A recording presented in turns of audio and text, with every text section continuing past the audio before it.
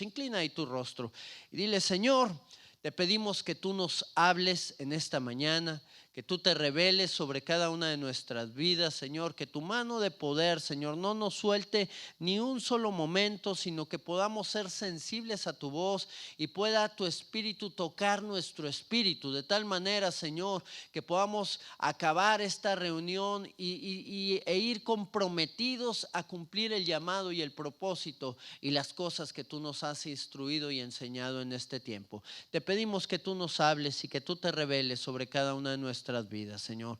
En el nombre de Cristo Jesús, háblanos, Señor, como iglesia y como pueblo tuyo. En tu nombre, Jesús. Amén, Señor. Amén. Muy bien.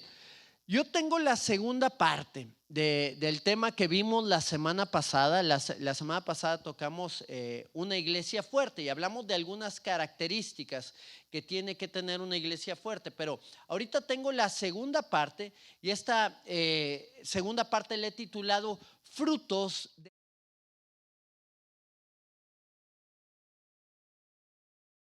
tener. Pues vamos a tener un fruto en cada uno de nosotros, en cada una de nuestras vidas. Así que te animo a que puedas abrir tu Biblia en el libro de Juan, en el capítulo número 15, en el versículo.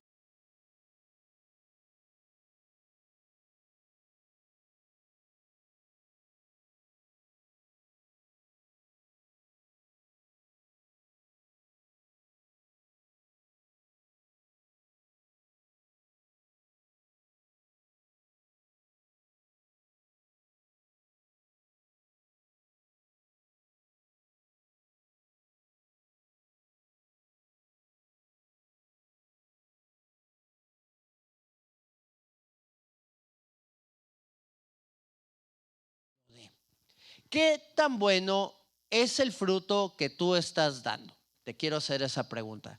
¿Qué tan bueno es el fruto que tú estás dando? ¿Será el fruto que Dios demanda en tu vida? ¿O hay una cierta incomodidad en nosotros cuando pensamos en esta pregunta que nos dice: no, pues realmente me falta dar más fruto, realmente no he explotado todo el potencial que Dios me ha dado para poder dar el fruto y hacer las cosas que yo tengo que hacer? Bueno, yo creo que tenemos que dar un fruto bueno y un fruto abundante. ¿A qué me refiero con un fruto bueno? Que es un fruto que se está dando continuamente, un fruto que es que va a proveer en algunas necesidades alrededor nuestro. Cuando nosotros damos fruto, pues lo podemos dar de muchas maneras. Lo podemos dar a través del carácter que tenemos, lo podemos a dar también a través de una transformación en nuestra sociedad, lo podemos dar a través de llevar gente al conocimiento de Cristo, lo podemos dar a través de tantas cosas. Y si vemos una transformación para bien, entonces es un fruto bueno. Y este fruto bueno se tiene que estar dando continuamente. Es un proceso repetitivo que se tiene que estar dando en la vida del cristiano. No es que dimos un fruto bueno hace 15 años, hace 20 años y ahorita ya no estamos dando ese fruto. Tenemos que estar de continuo dando ese fruto. Ese fruto no debe de ser momentáneo mientras todo está bien o mientras Dios me da lo que yo quiero que me dé. Es un fruto que debe de permanecer. Es un fruto que en los tiempos difíciles o en los tiempos buenos, ese fruto se debe estar desarrollando en mi vida. Y esto quiere decir que cada uno de nosotros tenemos que poner muy especial atención a estas cosas que de alguna manera están saliendo de nuestras vidas para impactar a esta sociedad en la cual estamos. ¿Qué quiere decir que el fruto permanezca? Bueno, que el fruto va a permanecer cuando yo no me voy a volver al pasado, a ese pasado en el cual yo no daba fruto, cuando yo me voy a volver a los errores que cometía, cuando yo me voy a volver inclusive a los errores que otros están cometiendo, porque muchas veces nos atrae lo que la gente está haciendo alrededor nuestro, nos atrae gente que de alguna manera vemos como exitosa, pero no conocemos el trasfondo de lo que están viviendo y lo que están haciendo, y caemos en la misma situación que ellos están cayendo y venimos a perder el fruto que Dios quiere traer en nuestras vidas por dar un fruto que no es el fruto de Dios y que solamente va a traer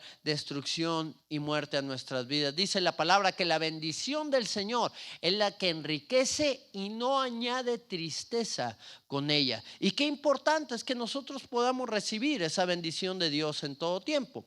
La semana pasada estuvimos hablando algunos puntos importantes de lo que es una iglesia fuerte.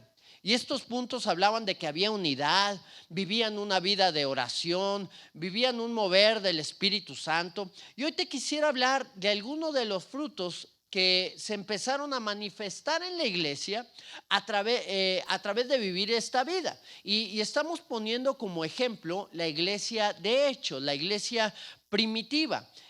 Cómo se empezó a desarrollar este fruto en cada uno de los miembros que había en esa iglesia que comenzaba a desarrollarse, y que fue de un impacto tal que 2000 años después, en un continente totalmente diferente, en un idioma diferente, hay gente que está buscando y anhelando recibir del Señor por el impacto que ellos causaron.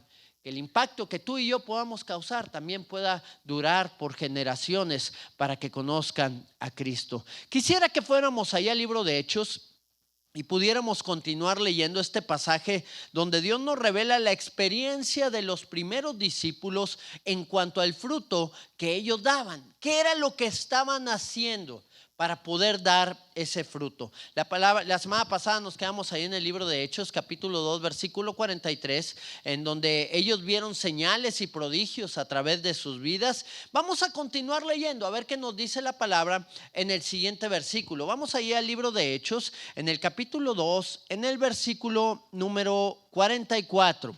Y vamos a dar lectura a este pasaje. Ahí abre tu Biblia, ahí en tu casa, y vamos a ver qué es lo que Dios quiere hablar a la vida de cada uno de nosotros. ¿Cuál es la primera cosa que el Señor quiere traer? Dice la Escritura: todos los que habían creído estaban juntos y tenían en común todas las cosas. Todos estaban juntos y tenían en común todas las cosas. Versículo 45. Y vendían sus propiedades y sus bienes y los repartían a todos según la necesidad de cada uno. ¿Cuál era lo siguiente que vemos en las Escrituras que tenía la iglesia de ese entonces y el fruto que estaban dando? Bueno, el fruto era de generosidad. Esto quiere decir que el primer punto al cual te quiero llevar es que la iglesia de Hechos era una iglesia generosa. Parte del fruto que nosotros damos es la generosidad. Uno de los frutos que tiene que manifestarse en la iglesia es el dar. Tenemos que bendecir a otros, tenemos que llevar a otros el mensaje, tenemos que también participar con el fruto de nuestro trabajo, con las cosas que Dios nos ha dado. ¿Para qué? Para que se extienda el reino de Dios. ¿Sabías tú que Dios quiere bendecir a su iglesia? ¿Sabías tú que Dios nos quiere bendecir? Muchos de nosotros hemos experimentado cómo a través de ordenar nuestra vida, a través de la palabra, somos bendecidos. ¿Por qué? Porque cuando uno viene a Cristo, tu vida se ordena. Tú empiezas a actuar de manera diferente a como tú lo hacías antes. Cuando un cristiano nace de nuevo, cambia su forma de pensar, su forma de hacer las cosas, quita el egoísmo de su vida. Ese egoísmo que nos hace creer que todos nos deben de dar y que nosotros no le debemos de dar a nadie, ¿verdad? Recuerdo cuando yo vivía alejado del Señor, cuando vivía lejos de sus caminos, yo hacía pues las cosas a mi manera. Era la forma en la cual yo me movía. No le daba nada a nadie. Yo era muy poco generoso realmente o nada generoso. ¿Por qué? Porque yo tenía un pensamiento. Yo tenía el pensamiento que tenía poco. Y si no tenía ni para mí, pues menos iba a tener para darle a otras personas porque se me iba a acabar el dinero. El dinero que yo tenía o lo que yo ganaba o lo que yo hacía, pues era solamente para mí. Mi pensamiento era, lo tuyo es mío y lo mío, pues es mío, ¿verdad? Recuerdo el primer trabajo que tuve. Un primo me dijo a los 17 años que si quería trabajar en su empresa. Y yo le dije, sí, claro, pues no tenía ahí muchas cosas que hacer, había abandonado la escuela, había quedado con la preparatoria trunca, con que ya no quería seguir estudiando. Cuando uno no anda en Cristo, como que tu pensamiento va más para pasarte bien el rato y no te quieres esforzar, no quieres hacer tantas cosas que te van deteniendo para avanzar en la vida. Entonces me dijo mi primo, oye, necesito que vengas a trabajar con nosotros. Y él tenía una empresa. Y yo en mi pensamiento dije, bueno, pues es mi primo, me quiere llevar a trabajar a su empresa, pues yo creo que me ha de querer de gerente o de director o algo así por el estilo, ¿verdad? Yo me ponía a pensar, bueno, pues si en la política invitan a los primos, a los familiares y les dan puestos sin saber absolutamente nada, pues aunque yo no sepa nada, pues yo creo que me va a dar un puestecito bueno. Entonces el día que yo llegué a trabajar, me llevaron a un fraccionamiento y se me acerca alguien y me da una barra como que de 10 kilos más o menos aproximadamente y me dice, mira, vas a hacer un pozo ahí, vas a hacer otro pozo allá y otro más allá adelante. Y yo me quedé así medio asombrado y él vio que me le quedé viendo y dice, perdón, me faltaba algo, y me trae otra palita para sacar la tierra de ahí del pozo. Entonces yo me acuerdo que, bueno, ahí empecé, ese fue mi primer trabajo que tuve y no duré mucho, ¿verdad? No aguanté mucho, pero el tiempo que ahí estuve, yo me acuerdo la primera vez que fui a comer con los obreros que estaban ahí en ese lugar, todos sacaban sus taquitos, ¿verdad? Y todas las cosas, y ahí la ponían en una tapa de un tambo y ahí se ponían a calentarlos, me acuerdo. Y yo llegué con los míos y ahí también los puse a calentar. Entonces ellos veían que yo agarré mis taquitos y yo me los empecé a comer y me preguntaron, oye, ¿no quieres de acá de los de nosotros? Y yo les dije, no, yo con los míos tengo, ¿verdad? Y como que se me quedaron viendo y yo no entendía muy bien hasta que ya después empecé a pensar, a ver, todos están dándose unos a otros y yo agarré mis taquitos para mí y no le di nada a nadie. Y ahí yo entendí que pues ellos compartían, o sea, hacían lo que la iglesia de hechos hacía, lo que ellos tenían lo daban a los demás y todos comían de todos, había buffet. Me llama la atención que se manifestaba la misma situación en la iglesia primitiva. Sus ojos, déjame decirte, estaban puestos en lo eterno. Estaban puestos en las bendiciones que Dios tenía para ellos y no estaban puestas en las cosas materiales o en las carencias que podían tener o en las necesidades o en la abundancia que podían tener cada uno de ellos, sino estaban puestos en lo eterno. Y parte de vivir en las cosas eternas es ser de bendición a los demás.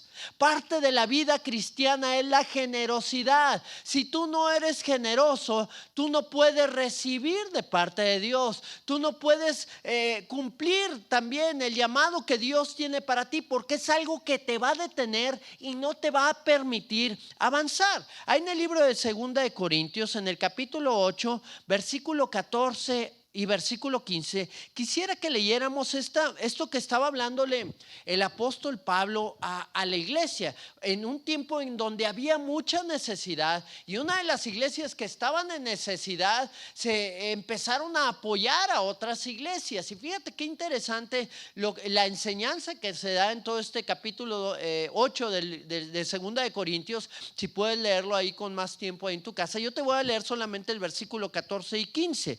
Dice, sino para que en este tiempo con igualdad la abundancia vuestra supla la escasez de ellos. ¿Qué quería decir? Que aun y cuando la iglesia que iba a dar no era tan rica, no tenía tantas cosas, sino tenía necesidad, ellos querían apoyar, pero para lo que estaba diciendo el apóstol Pablo, tú estás abundante comparado con ellos.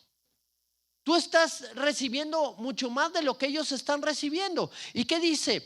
Su abundancia va a suplir su escasez.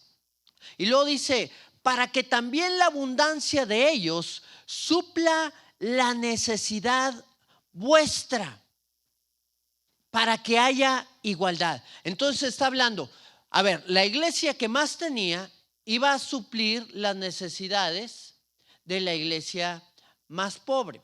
Aquí no estoy hablando, aquí quiero que lo veamos como personas, no como iglesias, ¿verdad? O cualquier cosa. ¿Cuánta gente hay alrededor tuyo que está en necesidad? ¿Cuánta gente hay alrededor tuyo que vivía al día, que no tiene ahorita inclusive para comer y que de alguna manera tú estás recibiendo?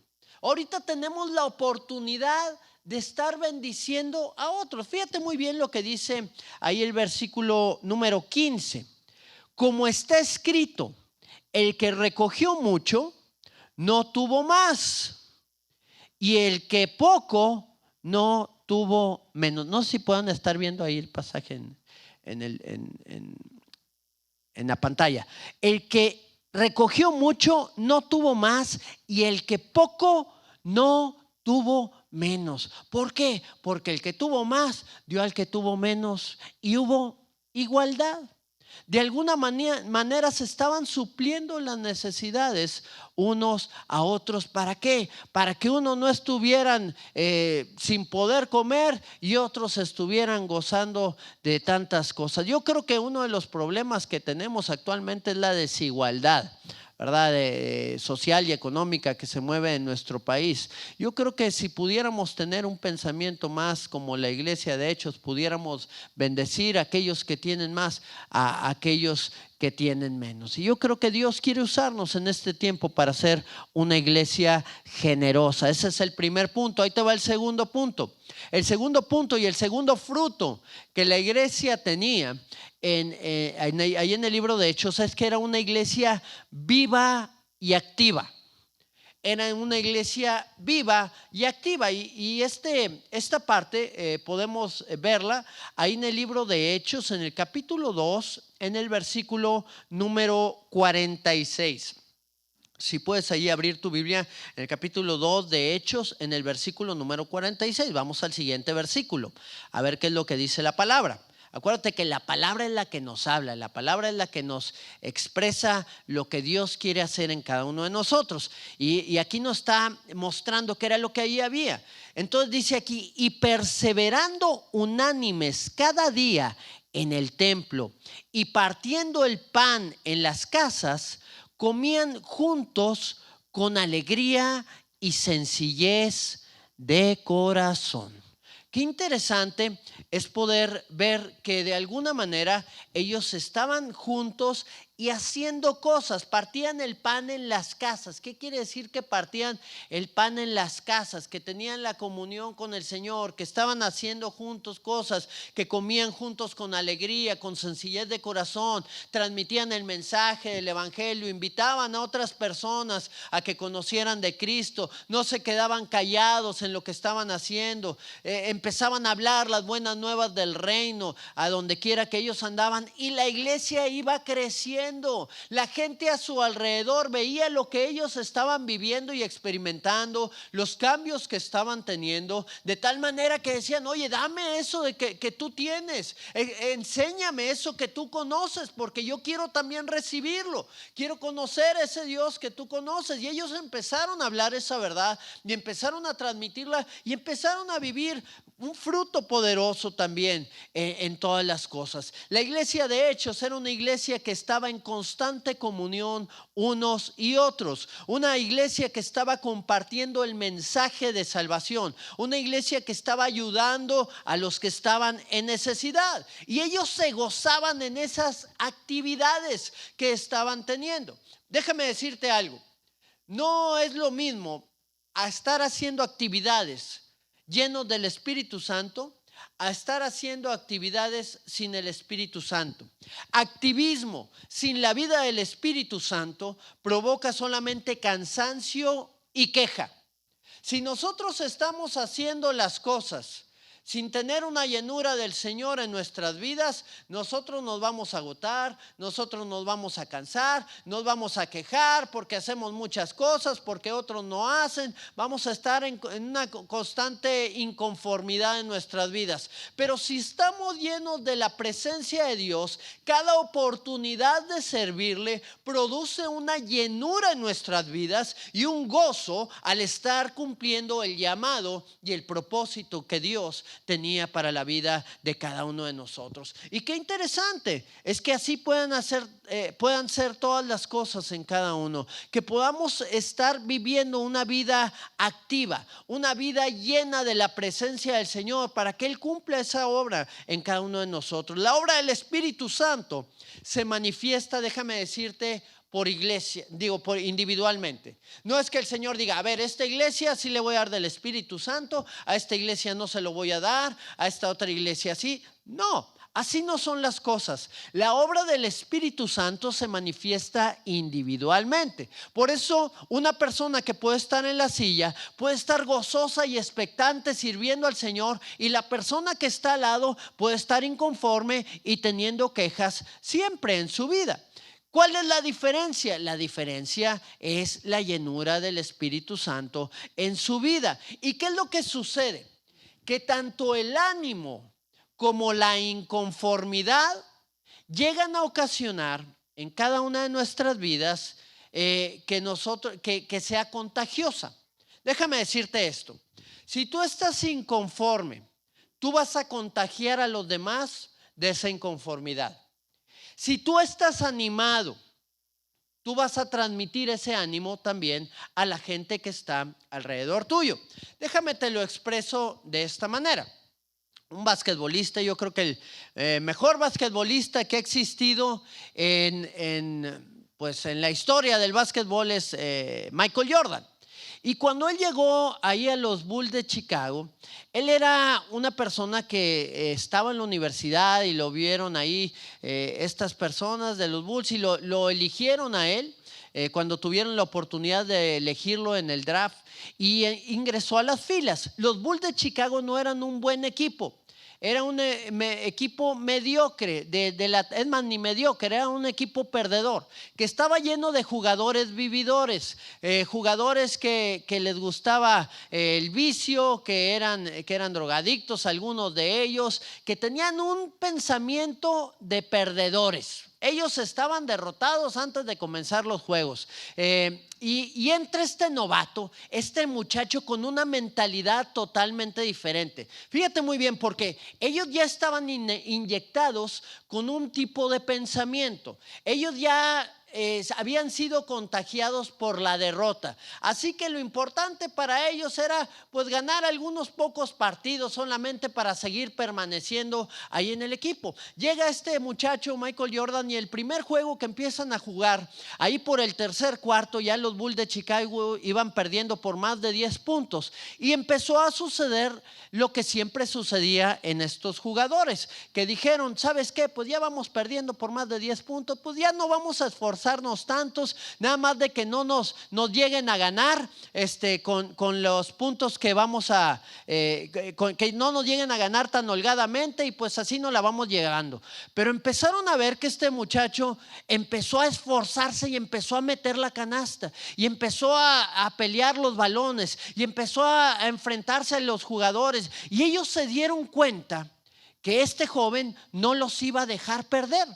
Totalmente, de tal manera que empezaron a animarse junto con él, y al final del cuarto cuarto, que era el último cuarto, ellos pudieron salir con la victoria de un encuentro que si no hubiera estado él, hubieran sido derrotados. Y así es también la vida en la iglesia.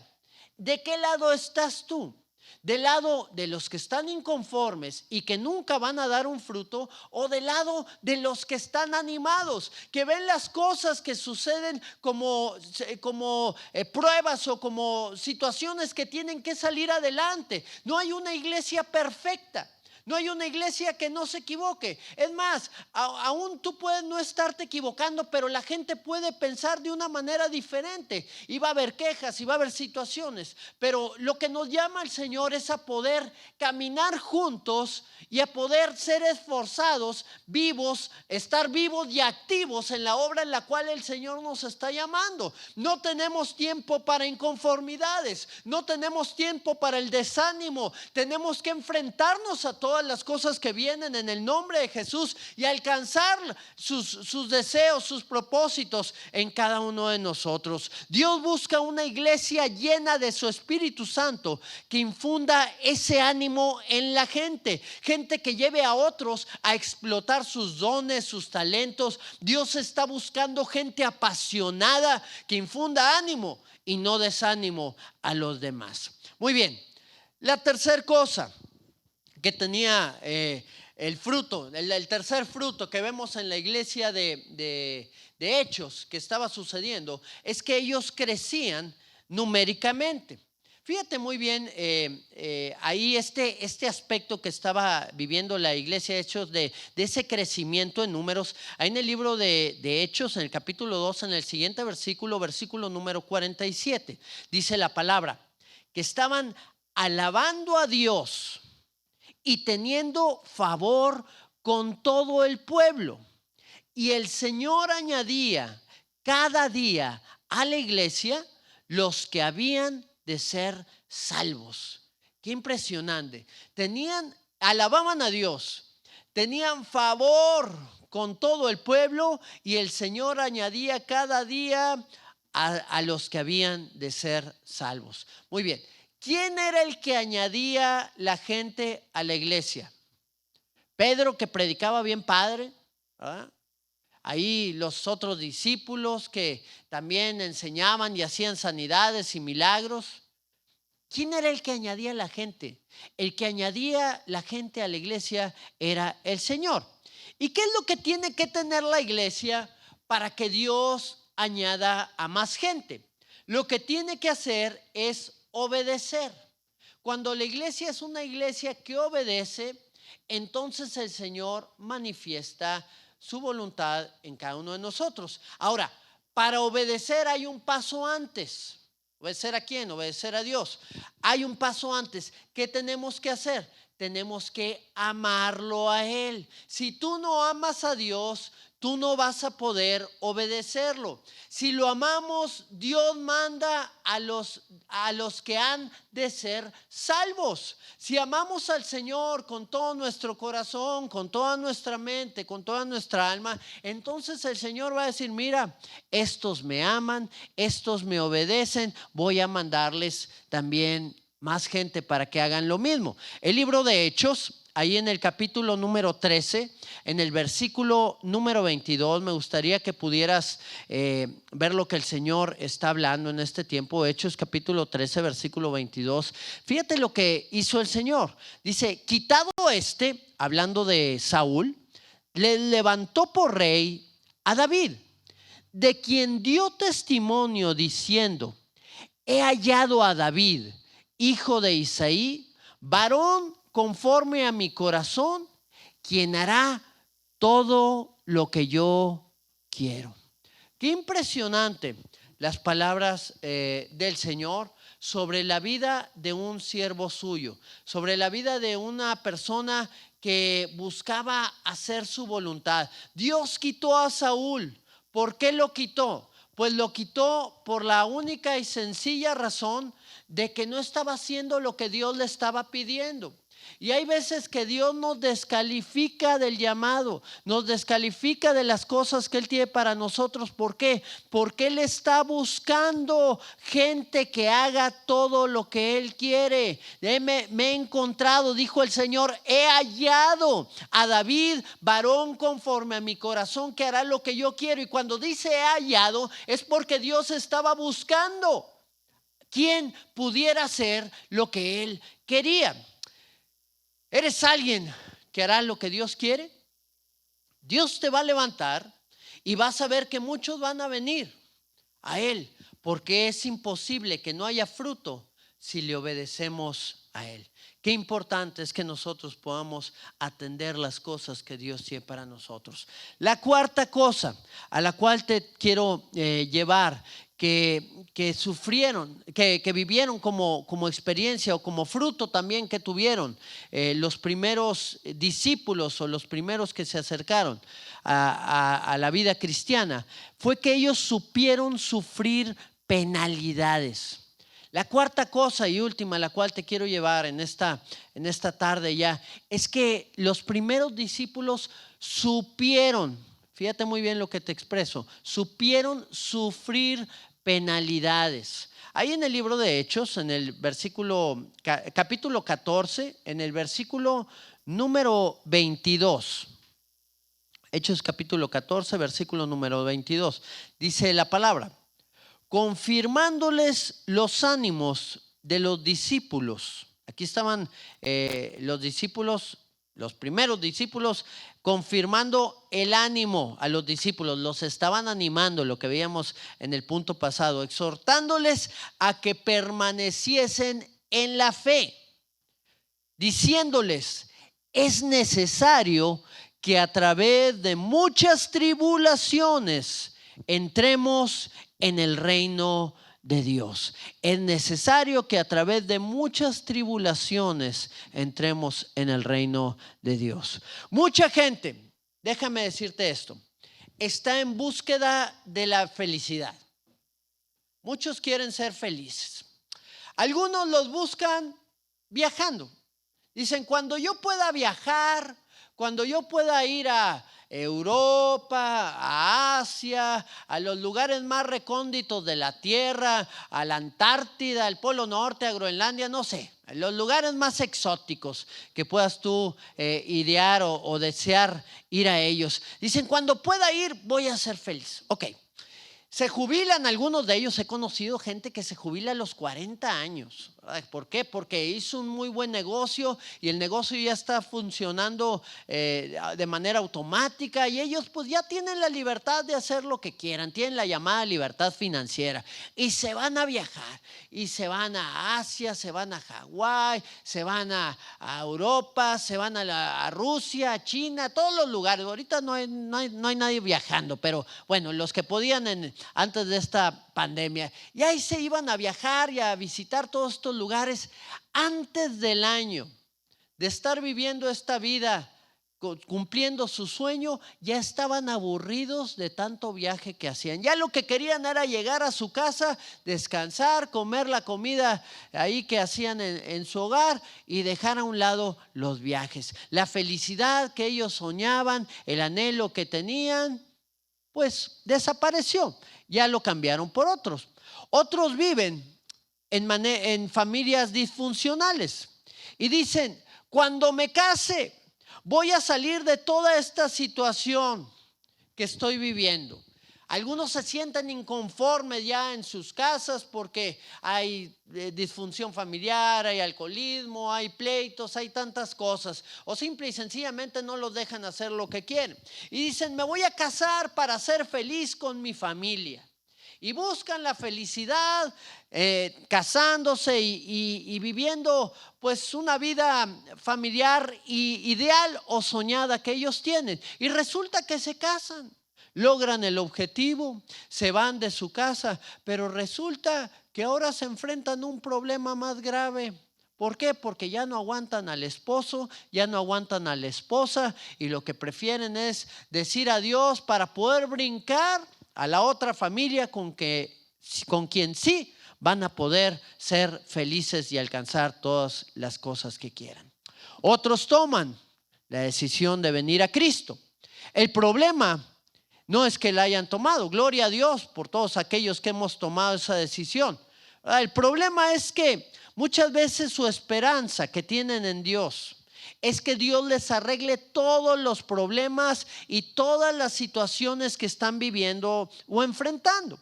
Entonces, como siguen llegando problemas, como siguen llegando aflicciones, entonces le dicen adiós al Señor porque no pudo arreglarles las cosas como ellos querían y siguen en su búsqueda de la felicidad. El problema es que nunca entendieron cómo es la vida cristiana. Creyeron que no funcionaba porque enfrentaron luchas y dificultades. Creyeron que Cristo no existía porque no los ayudó en la situación que estaba viviendo, porque el Señor les había prometido salir vencedores en ellas y salieron derrotados.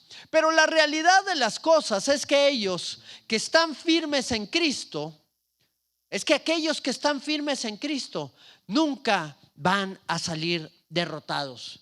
Nunca van a salir ahí viviendo la derrota en todo lo que enfrenten. Este camino es uno de los cuales nunca vamos a perder, siempre vamos a ganar. Los que caminan en victoria son aquellos que le han creído al Señor y aquellos que permanecen en las pruebas, en las dificultades, en las luchas. Las personas que caen en derrota son las personas que abandonan, son las personas que no alcanzaron llegar hasta la meta. Tú puedes ir corriendo un maratón y puedes ir corriendo en el primer lugar, teniendo a muchos detrás de ti y avanzando, y te puede faltar 1 kilómetro, pero si faltando 1 kilómetro tú te detienes y te sientas en una silla, tú no vas a alcanzar la victoria. Aún y que te hayas esforzado, aún y que hayas trabajado arduamente para llegar a la meta, tú vas a detenerte y no vas a alcanzar la victoria y vas a quedar derrotado. Y esa es la misma ilustración que yo te quisiera decir que sucede en la vida cristiana. Todos nosotros como cristianos somos vencedores en Cristo Jesús. Todos nosotros como cristianos tenemos las armas que Dios nos ha dado para enfrentar cada una de esas circunstancias que estamos viviendo. Por eso decían a los primeros discípulos, les exhortaban y les animaban diciéndoles: es necesario que a través de muchas tribulaciones entremos en el reino de Dios. Las aflicciones van a venir tarde que temprano. Los problemas los vas a tener que enfrentar, pero esos problemas o esas luchas que tú llegas a enfrentar no significa que Dios te abandonó. Significa que Dios te va a llevar de victoria en victoria en cada uno de ellos. Si tú le crees a Él, si tú confías en Él, te tomas de su mano y avanzas hacia la dirección a la cual Él te quiere llevar. Por eso es que necesitamos ser gente como Daniel. Daniel, que aún y cuando iba a ser devorado por los leones, nunca renunció al Señor y Dios lo libró al final de ello. Imagínate si yendo rumbo al foso de los leones, Daniel se arrepiente del Señor y decide hacer lo que el rey le estaba pidiendo. ¿Qué hubiera pasado? Que tal vez no hubiera llegado al foso, pero él hubiera perdido. ¿Por qué? Porque hubiera abandonado la carrera, hubiera abandonado el destino que Dios tenía para sus vidas. Pero Daniel enfrentó la tribulación, enfrentó la lucha, enfrentó la circunstancia adversa que estaba viviendo y dijo: mi Dios pues cerrará la boca de esos leones. Y él pudo llegar a ese foso, y cuando el rey fue a ver si estaba él, vio a Daniel ahí todavía de pie, adorando y exaltando el nombre del Señor. Y así te quiere ver el Señor a ti.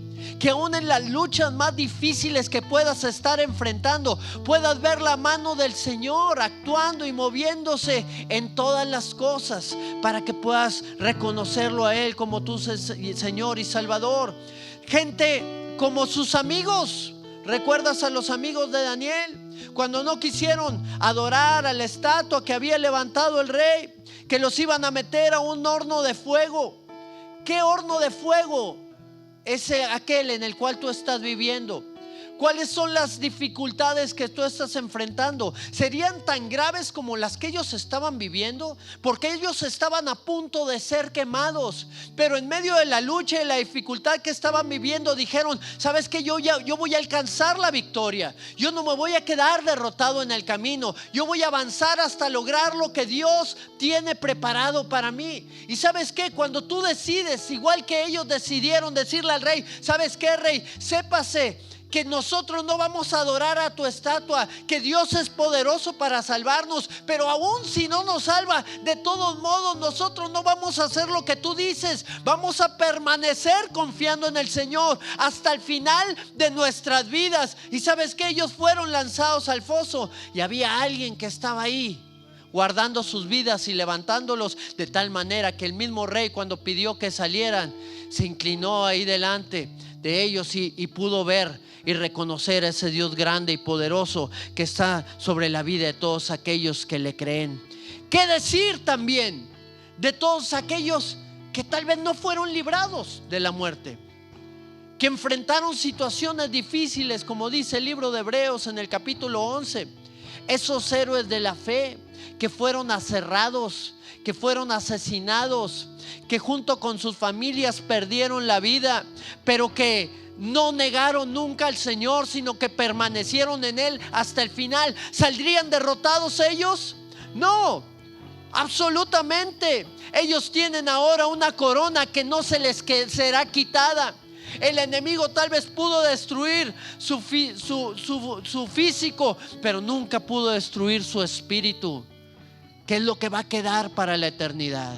Y es el llamado que Dios tiene para tu vida: estar consciente y estar seguro que nuestra lucha aquí en la tierra va a ser momentánea. Las dificultades que vamos a enfrentar las vamos a sobrellevar y vamos a salir adelante, y que es necesario que enfrentemos padecimientos y circunstancias difíciles para alcanzar el reino de Dios, para alcanzar el propósito que Dios tiene para nosotros, que es la salvación eterna, que es estar con Él por toda la eternidad.